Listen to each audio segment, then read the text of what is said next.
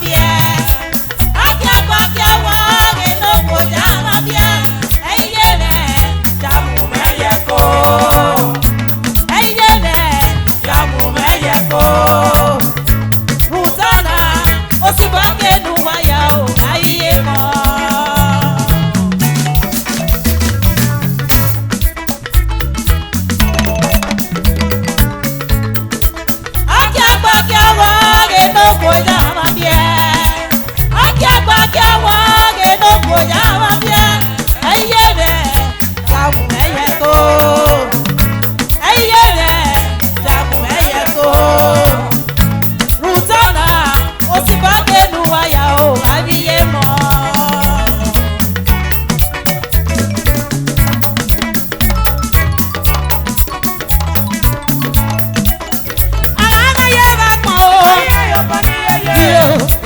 Kodiye ko, eboyi ekpina ni ekpina o.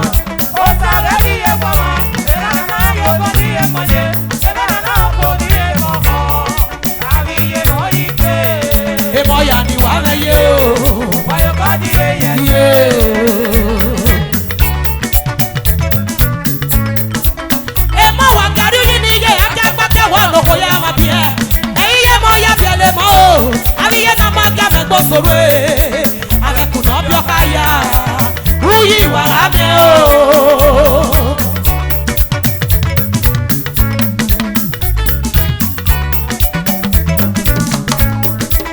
Emo wagari ni ye akia pake wono ko ya ma bie Eye mo ya bie le mo Abiye no ma ja me gbosore Abe ku no bi okaya Uyi warame o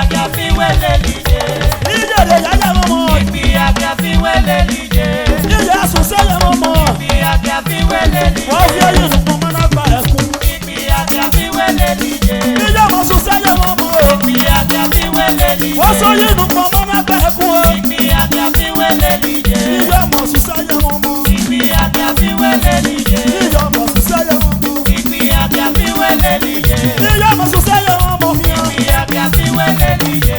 Enya baba kia o. Igbi abia fi wele lije. Bari yo mo su saye momo. Igbi abia fi wele lije. Bari yo mo su saye momo. Igbi abia fi wele lije. Wọ́n sọ yìí ló pọ̀ máa lágbá ẹ̀fún o. Igbi abia fi wele lije. Wọ́n sọ yìí ló láyé máa lágbá ònú o. Igbi abia fi wele Bàbá lije. dé iyeye fẹ́ mi ọ̀nà. Igbi abia fi wele Bàbá dé lije. iyeye fẹ́ sá. Igbi abia fi wele Bàbá dé lije. fọ́fúlà tì í níye gidi. Igbi abia fi Bàbá wele mo fi lije. yé arákùnrin tí ẹ bá mọ̀. Igbi abia fi wele lije. Bí iye sísáyẹ mọ́ mọ́. Igbi abia fi wele lije.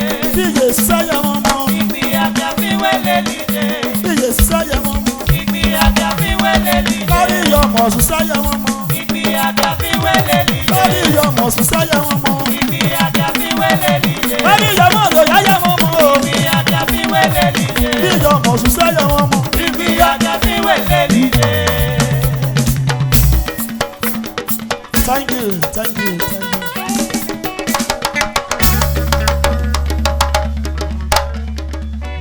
Ọ̀rẹ́ ẹni wá pé. Dr. Agbakpan Oelita girls are not just singers and dancers. They are also a group that gives back to the community by helping the poor and providing aid to the needy. Every year, this unique group visits the orphanage homes with donated items and sometimes goes to the market to help those from lower socio-economic backgrounds.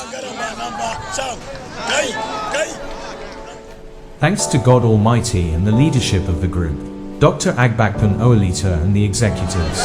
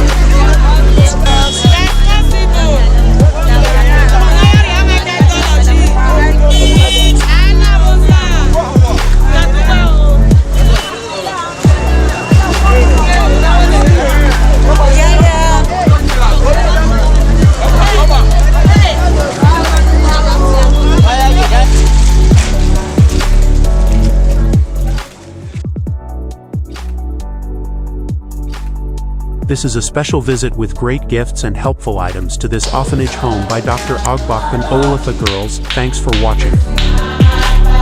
Please, let's watch the last track of the musical video.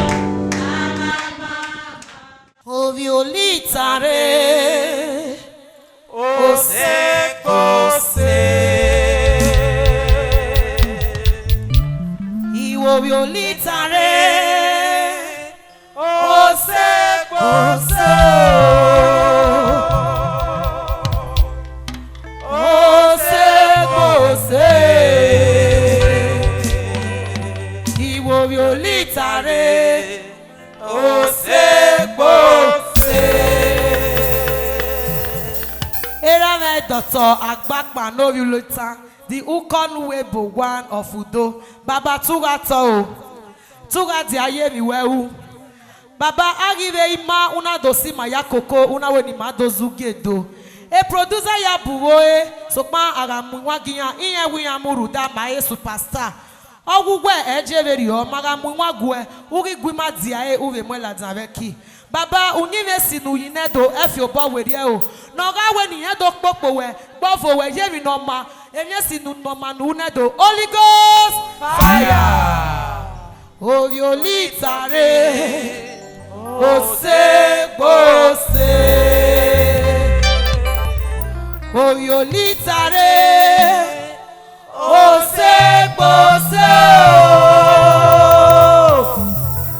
Ose kose. Iwo violita re. Ose kose.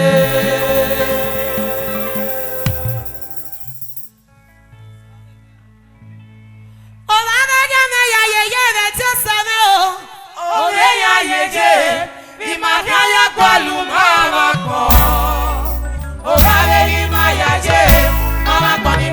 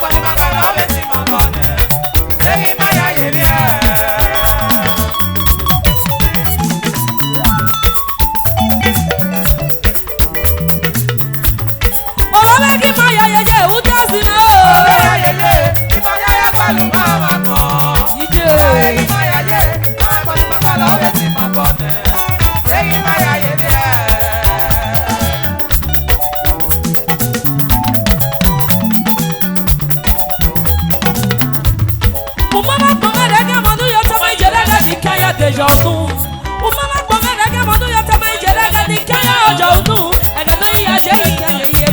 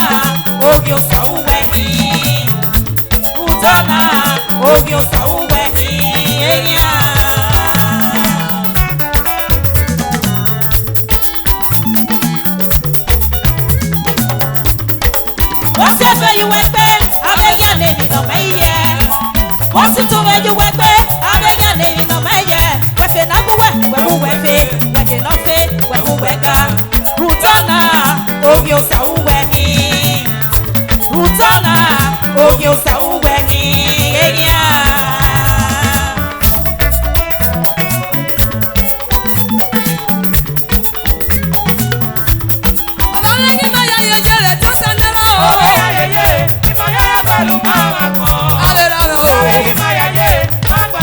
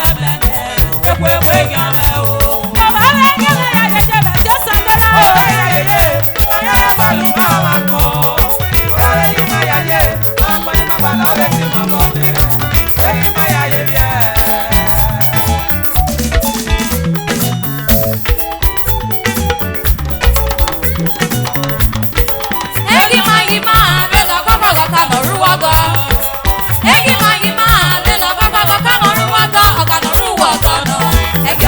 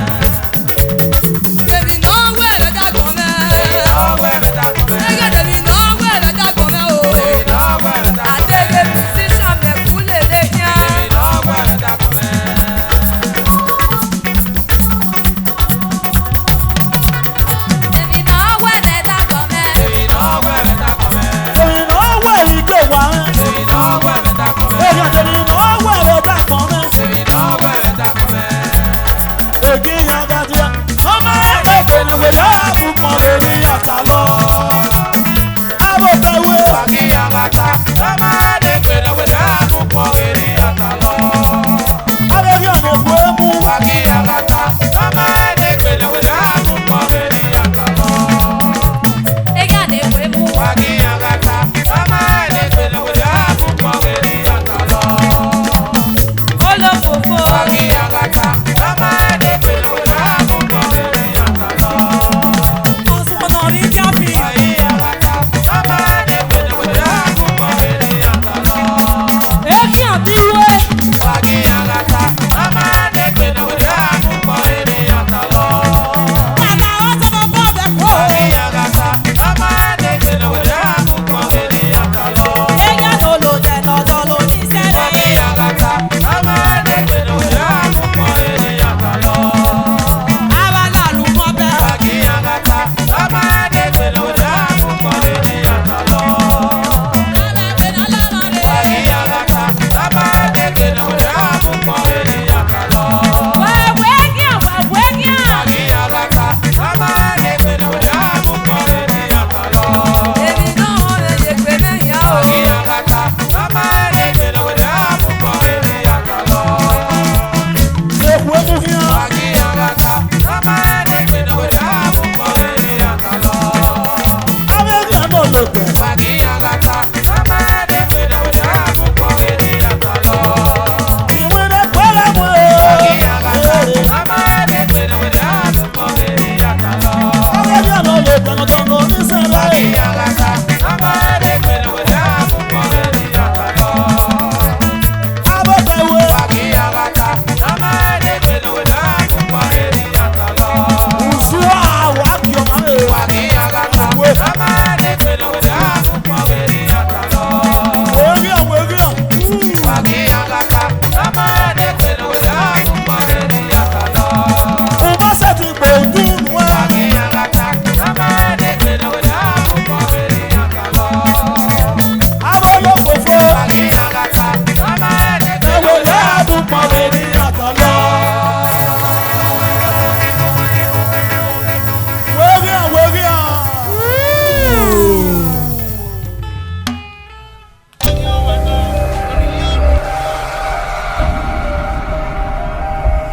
Technics Audio, certainly the king of old school music.